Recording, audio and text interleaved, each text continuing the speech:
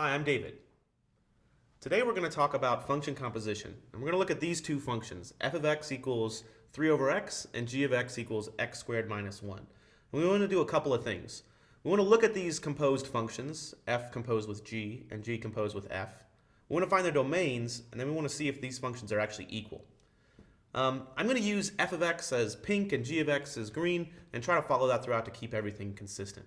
So let's look at f composed with g of x. Another way we could rewrite that function is f of g of x.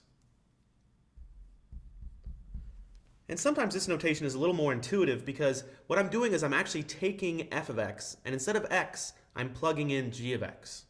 So if I wanted to, I could rewrite f of x, but instead of an x, I'll leave a big gap. That's where the x was. And inside that gap, I'm going to put g of x. So this is three different ways to write the same function. And I can replace g of x with what it is, x squared minus 2. So this is 3 over x squared minus 1. Sorry, x squared minus 1, not x squared minus 2. So now here's my function. And I can try to find its domain. This is a rational function, a function that's in the form of a fraction. So I know that the denominator cannot equal 0, and I don't have any other pitfalls here to look at. So really all I need to do to find its domain is figure out where's the denominator equal to 0. If I set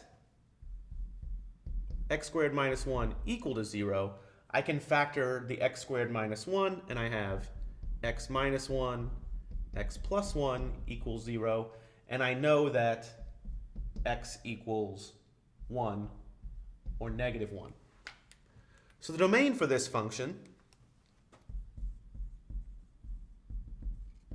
are all values of x not equal to negative 1 or 1.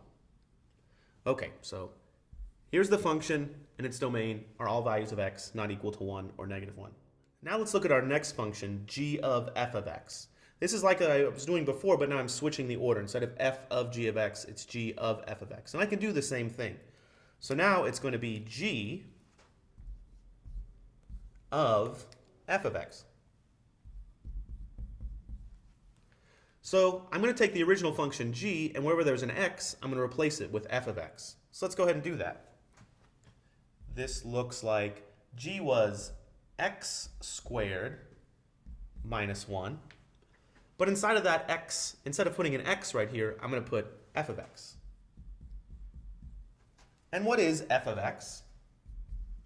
This is something squared minus 1. F of x is 3 over x. So I've got something that looks like this. 3 over x quantity squared minus 1. And I can rewrite that to be, let's see, this will be 9 over x squared minus 1. Okay, so here's my new function. Now, it might not be totally apparent that these two functions are equal to each other or not equal to each other. So one thing we can do is look at the domain of this function as well. Now this function, all I'm really worried about is this denominator equal to 0 or not.